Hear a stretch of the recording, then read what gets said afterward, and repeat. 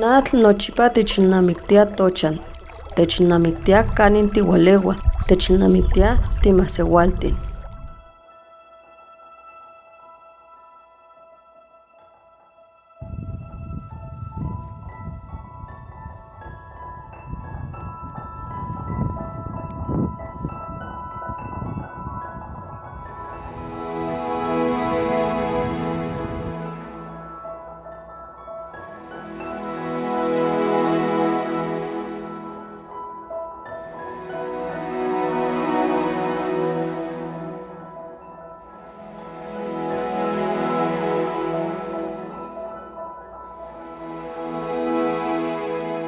Totlacayo moneki atzintli, atl kichikaualtia, kipowa iwan kolinia ihkon totlacayo tlahtowa, mochikaualtia iwan tlakatia.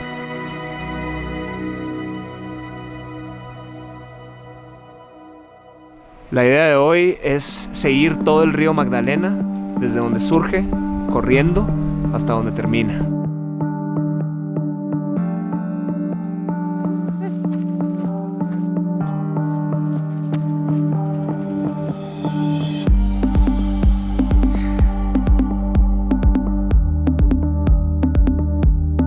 Este valle aquí es donde cae todo el agua de estos cerros que rodean. Entonces acaba siendo como una esponja donde se concentra toda esa agua de lluvia y acaba formando el origen del río Magdalena. Y aquí, en este punto, es donde nace el último río libre de la Ciudad de México.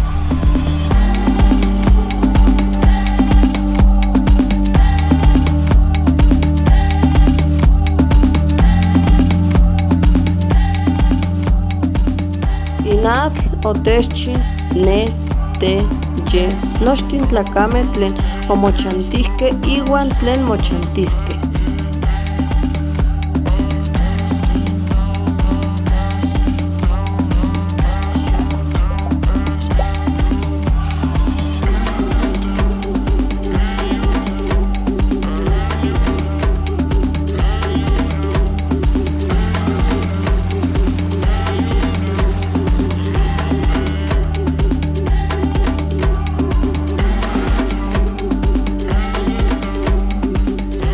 Inatl okachi patillo tlen tomi.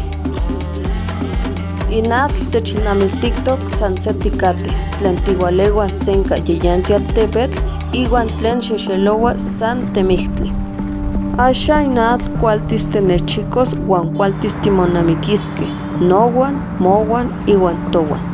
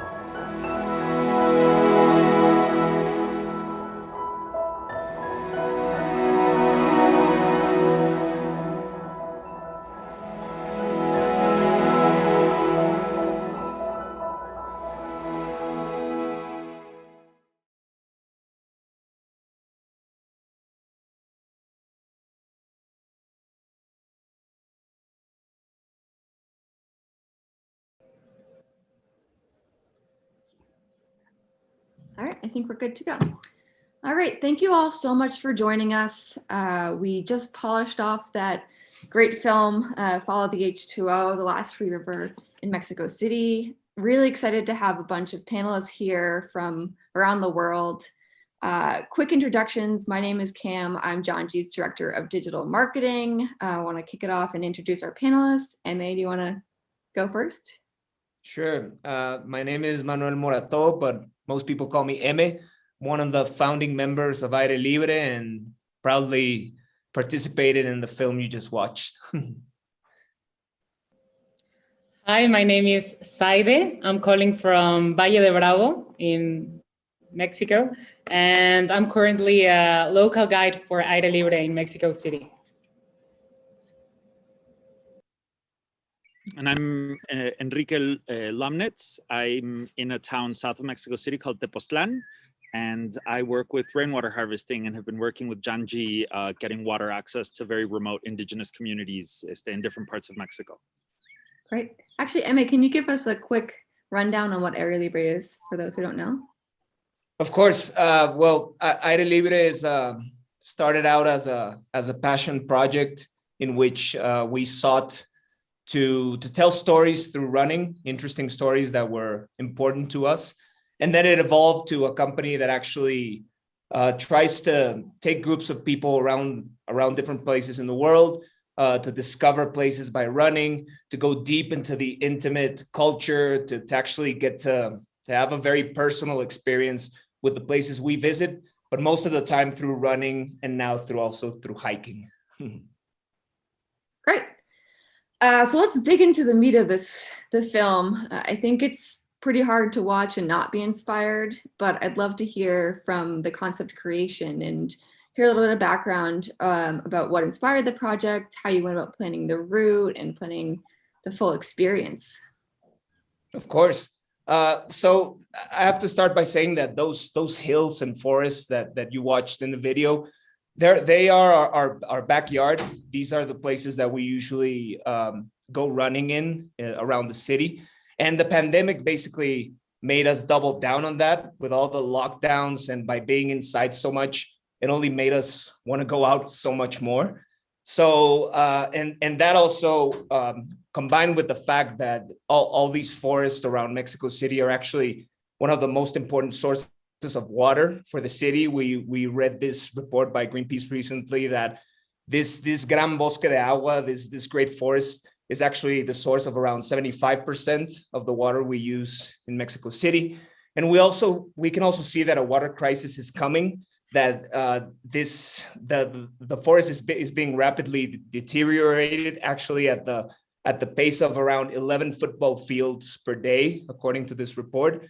So the fact that it's our backyard, the fact that we enjoy it so much, and the fact that we see this water crisis coming, it only seemed very natural that at some point we want to tell the story of how this water originates, how important this forest is to the city, and actually share that with people so that we can take greater care of this precious natural resource. So the final piece of the puzzle was that we actually I discovered, this was a surprise to me, that the River Magdalena actually originates in this backyard, in this place that we call our home, where we run, where we have so much fun as if we were kids. That's where the river is born, and it's only fair and important that we just share the awareness that the precious resource of water that we get in the city actually originates in this place that is also our playground. And in that sense, like you mentioned, also, we did lose Enrique here for a second. I'm hoping that he'll hop back on at some point in the next couple of minutes. Otherwise, we might have to pause and restart. But I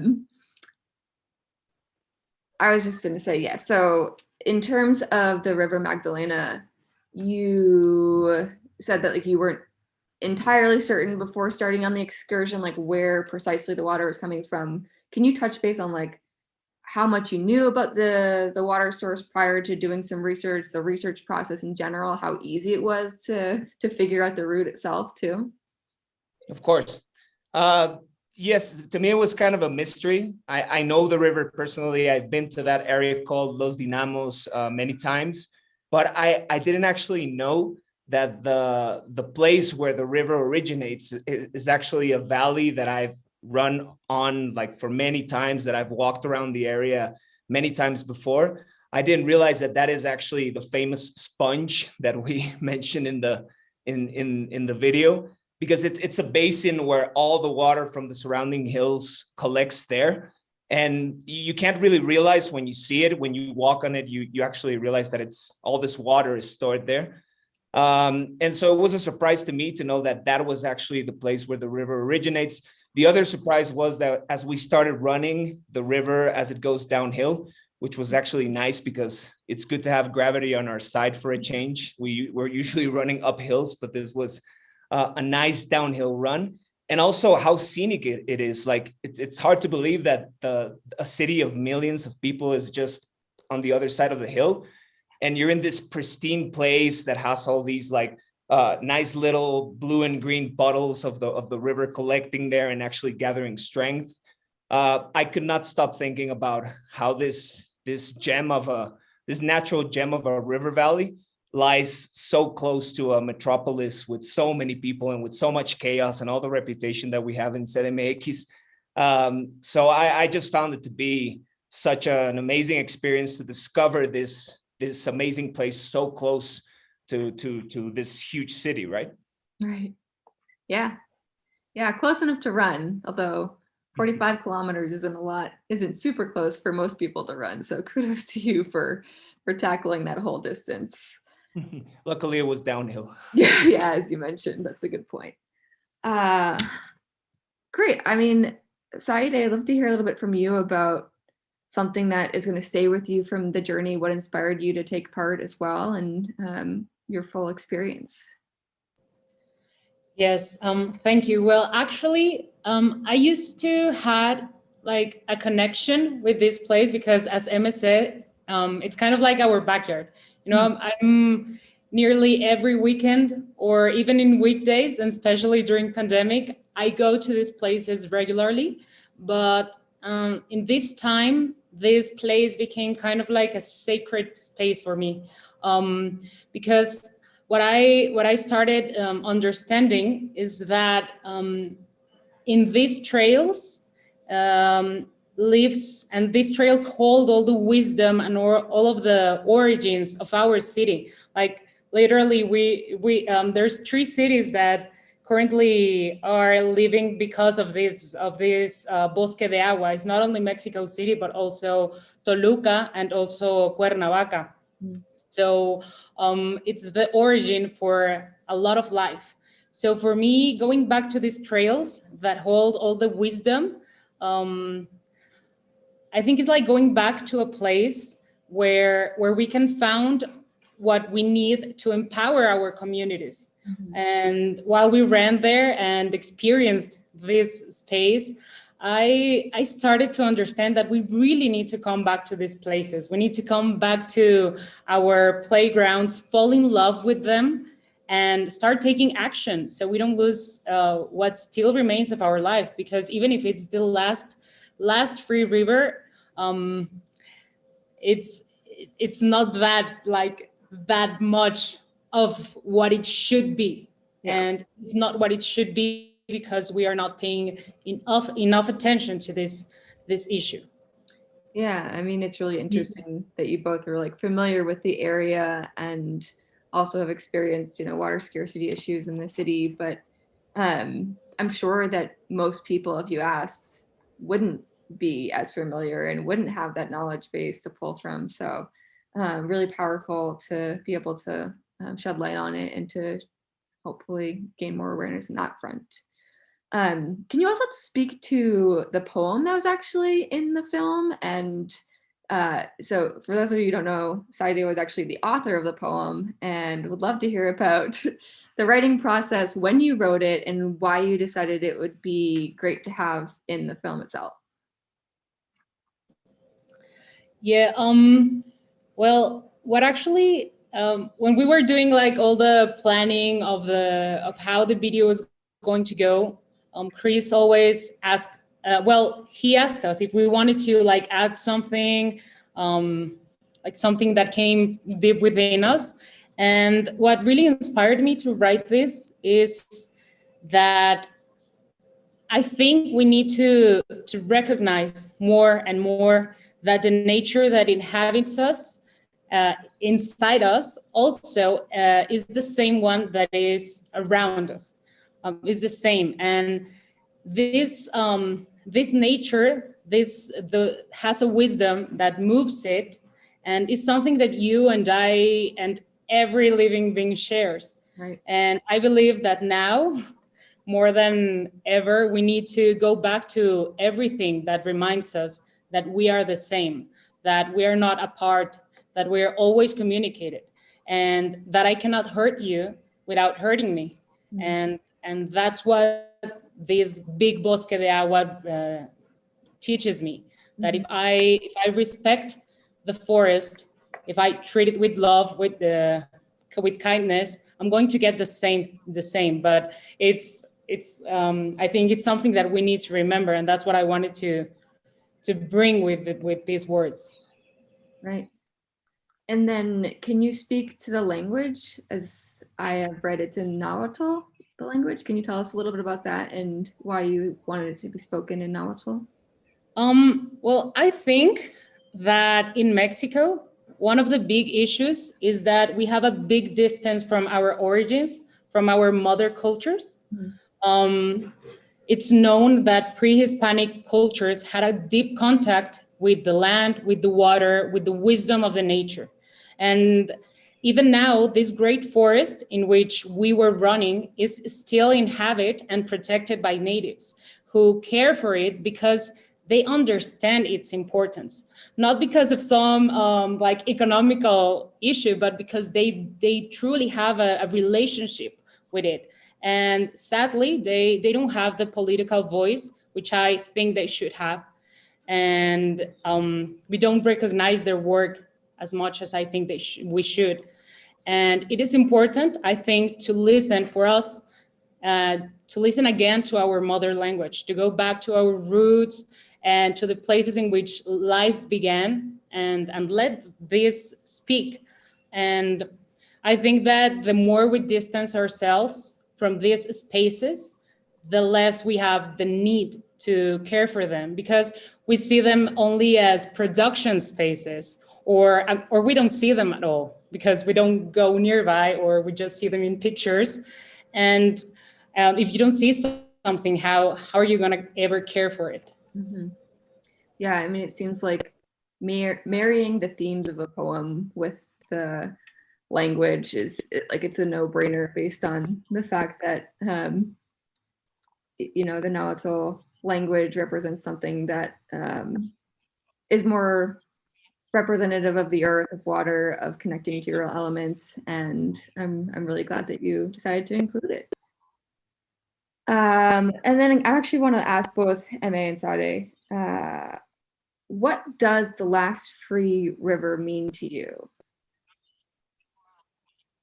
Either one of you can kick it off. Sure, I'll go ahead with that one. Well, to me, it's been interesting. You see all these black and white pictures of Mexico City in the 19th and 20th century, and you just see water all over the place. You see rivers everywhere.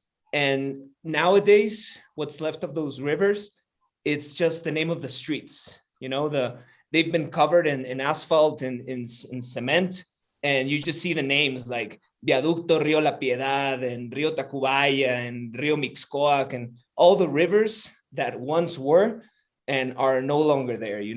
And in the case of the Río Magdalena, it's like it's the last river that is actually left undisturbed to actually flow in a way that the water still looks crystal and pristine and clean, and in the setting where it's supposed to be. I mean, like Saide said, reduced, it should be even greater, but you see that the river is still there at least, And so that's what the last free river means to me. It's naturally flowing from its source, undisturbed, in a natural way as it should be.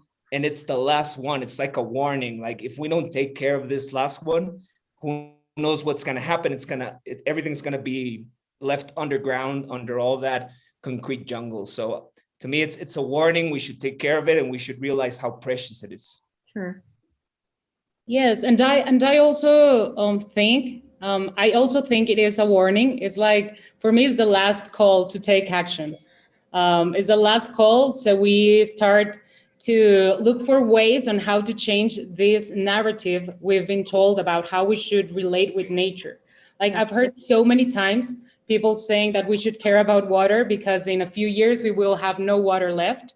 But that's a very, very like human thinking way of living, because if you go now to the woods, you don't see any more animals, any more species, because they don't have a place to drink water. So it's not that in a few years we're not going to have waters for our generations to come, but it's already there. Like the wood already, the wood is already suffering the consequences of our actions. So for me, it's that last call to understand that nature is way more than a resource. Like we really own nothing. That water should not be only for us. Yeah, that's a really incredible point. Enrique, I'm glad you're back with us. Happy to hop over to you now. I think that's actually a pretty good transition. Would love to hear a little bit more. So for those who don't know, Enrique was modest in his introduction, but is probably one of the world's greatest experts on water systems in Mexico and Mexico City. So would love to hear a little bit of background about the water systems in the city and how has the state of that been exacerbated in the recent years? Thank you. Well, and I'm sorry that I disappeared for a second. Those are the kind of the problems with rural Mexico electricity grids. The lights went out for a few minutes. But the water situation in Mexico City, I think, is kind of one of the most incredible stories of what an unsustainable system actually can do or what it does. No, Mexico City is, for those who don't know, is going through a water crisis that puts it like amongst the 10 cities most likely to run out of water in the world, according to the Nature Conservancy. So it's a very, very severe water crisis.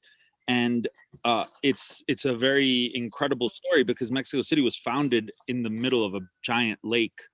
So we're in a watershed that's enormously abundant with water naturally. And in this space of humongous abundance, we've like managed to dig ourselves into this hole of literally not having enough water to go around. So I think that the story of water in Mexico City is kind of this warning to the world, and it's this example of what really happens when you don't treat nature and the systems that provide us with water with the care and respect that they need. Our water comes from these water forests that Saida was talking about that surround the city, that are incredibly water rich, and we've been degrading them to a degree that right now people don't get water. No? Right. Are you guys able to hear me all right? Because you all look frozen to me. See? Perfectly. So Mexico City has kind of, over the course of about 400 years, really, since the early 1600s, has been building this system that has put all the rivers into pipes and has mixed all the sewage and the rainwater together and dumps all of this out of the watershed into a river and into the ocean. And we've been drying ourselves out, so that the wells are going deeper and deeper and deeper, and more people are living without water. And that's the kind of general situation. And most people that work with water in Mexico City right now are very apocalyptic about the future. I think we're truly in a situation where we're looking down into a nearby future where water becomes just a source of constant anguish and work and toil, and where millions of people don't have even basic amounts of water. This is already something that we can see. And Eastern Mexico City is like incredibly painful to see how people are living with water. And within this context, the organization that I run, which is called Isla Urbana, has been working to install rainwater harvesting systems in as many houses as possible in parts of Mexico City where people open the tap and nothing comes out, or where they open the tap and like brown water sputters out, and within the irony of this situation that we're in this water-rich place where we're running out of water, one of the first kind of ironies is that we get so much rain. We get millions of liters of water just falling on every city block every year in these torrential downpours. And right now, all that water just runs off the streets into the sewage system, mixes with all of the sewage water, and then gets pumped literally out of the city and into a river and into the ocean. So we install these rainwater harvesting systems in people's houses that allow people to just start capturing this water that falls from the sky onto their house.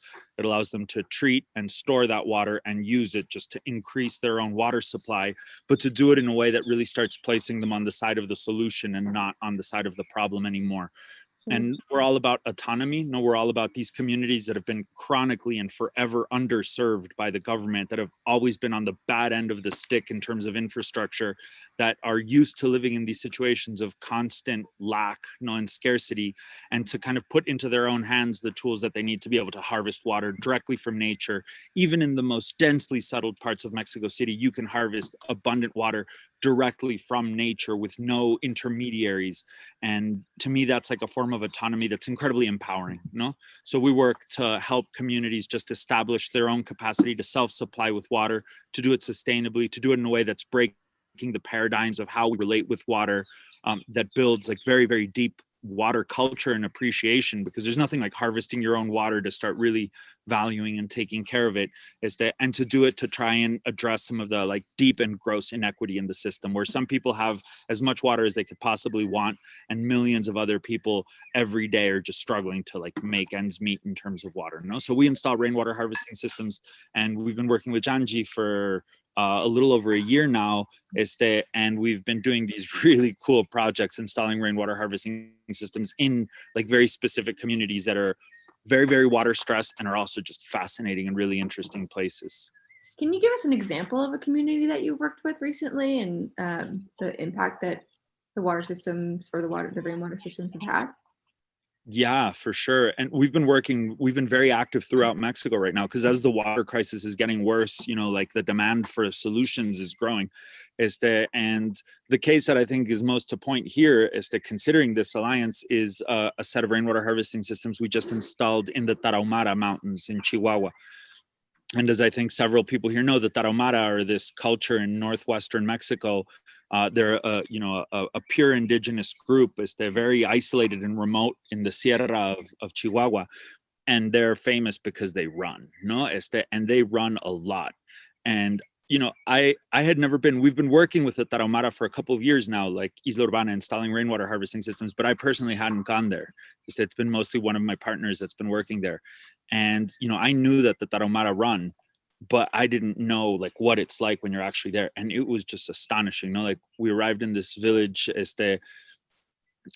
and you know, we got there and we were staying with this family that's been building and installing cisterns with us and putting rainwater harvesting systems up in the community. And they were super stoked because the day before they had just won a race, and it was two families racing 8-year-old girls. So each family like chose like an 8-year-old girl, and their niece had just won, no? And she's this like tiny little 8-year-old girl, and she ran for 2 hours and she won 10 dresses because they like bet things, no? Yeah. It was amazing, like this culture that's like running all the time. Every day there were races, just people running all day long, you know, and they run like 20K, 40K, 80K, sometimes 100K races, like incredible, like sometimes multi-day races. And they're running all the time. And at the same time, you know, they're in this context where all the basic things are lacking, no? Their water access is just abysmal. Like it's incredible how hard they work to like haul and bring like small amounts of water. And so we've been installing rainwater harvesting systems throughout these villages, and they've been like beautiful, very successful systems with incredible participation. I mean, the people that are strong, like they can like stand and mix cement for 6 hours without getting tired and like build a cistern really fast. And so we've been building these like ferro cement cisterns and painting them and installing rainwater harvesting systems in all of these villages. And it's just been like a beautiful experience, seeing these tanks like filling up with water and people using it to drink and then go for these like long runs. And this is one example of many, but considering Janji, I think that the work with the Tarahumara is like especially beautiful and relevant. Yeah, I mean, it's so interesting. I think, you know, Janji was founded on the belief that water is a human right. And also a lot of runners, especially in the United States, don't really have the comprehension of like living without water. And it's something that's so vital to the sport that imagining a community that's built on running that didn't have access to easy like running water, I mean, it's both devastating and incredible at the same time. And it's really cool to see that those rainwater systems have made a huge difference. Okay, I want to wrap things up. Want to do like a little bit of a lightning round, one quick question that everyone will be asked. So gut reaction, 1 to 2 sentences. What is one thing that you're hoping viewers get out of the film or from this discussion? Anyone can go first.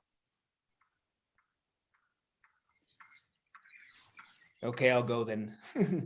I just wanted to say that it's something that I've talked over with friends and with fellow runners recently.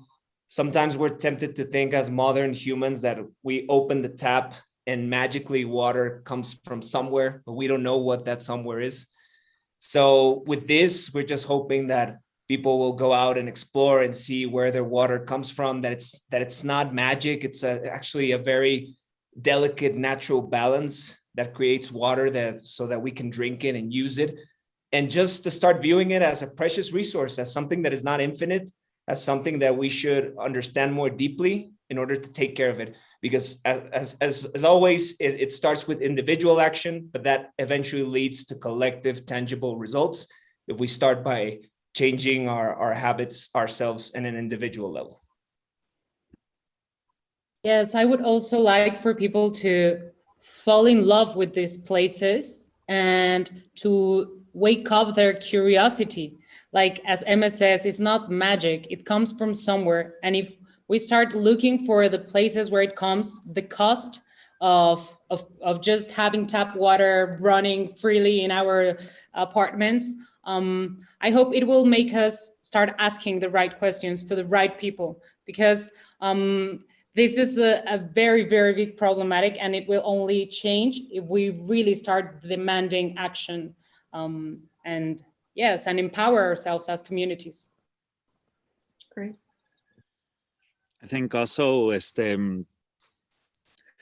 like there's like there's this water crisis that's happening, no? That affects us in a very heterogeneous way. So there's people in parts of the world or in parts of the same places who are lucky enough to be in a situation where they don't really have to think about water. And then there's this whole other universe of people for whom water is like a struggle and is like a continuous problem, no? And I think that we need to make ourselves like solidary with each other around this point. And it begins, as Saida is saying, and as Emma is saying, with awareness and consciousness of this, no, of our the way that we benefit from these natural systems, and for us to start developing this kind of sense of reciprocity and I don't want to call it debt, no, but like this sense of responsibility over these things as well, no. And the water problem, in Mexico is super serious. It's like a huge problem that we're facing, and like a ultra marathon, like this is going to require an enormous amount of kind of will and determination and endurance to fix. So I hope that from seeing this, people start thinking about the problems not only in their own places but in all of our places that are interconnected with each other, and that we start developing kind of the will to really start regenerating the world and regenerating the natural systems that give us water, no? So solidarity and like a will towards regeneration. Yeah, absolutely. And I will also, I can add something, I'm sorry. No, I was listening to you, and I think that it also, I hope it makes people start looking for alternatives. Like, for example, I think Janji offers an alternative to these big running brands, which kind of greenwashes, but they actually don't do much about the crisis. So Aire Libre as well is well, it's a possibility to reconnect with these places in a sustainable way. So hopefully this video will awaken the curiosity of people to start looking for those alternatives, which are there, because there are a lot of people which are doing those things. They just need to have a lot more presence in our lives. Yeah, I absolutely agree. That's actually a great segue. Like I mentioned in the beginning of this conversation, I think it's both impossible to watch this film and hear from you all and not feel inspired, also a little bit scared in a good way. We're hoping to provide an outlet for this to encourage everyone to follow the H2O, which is, like you all know, the title of the film. From now until the end of June, we're asking this community, including runners across the globe, to commit to use running as a way to connect with and to cultivate awareness for the water that they drink, that you all are drinking on a daily basis, by doing the exact same thing that MA and Saide did. Researching your local water source, running to, near, or around it. Doesn't have to be a 45-kilometer run, but just by doing the simple act of researching, we're hoping to bring awareness to and bring a little bit more connection to your local water source. You can find more information at janji.com/follow the H2O. It'll be followed up with an emails, and you'll see it across the Janji site, so you can check it out there. Sign up to participate. Like I mentioned, now until the end of June, we'll be kind of fostering this community to take part in the Follow the H2O themselves. And just wanted to say an extreme thank you to all the guests here. It's been a super, super enriching conversation. I think it's going to inspire some genuine reflection, hopefully some inspiration too. Really excited to see the rest of the community take part and start charting your own routes. But other than that, thanks for everything, and we'll be in touch.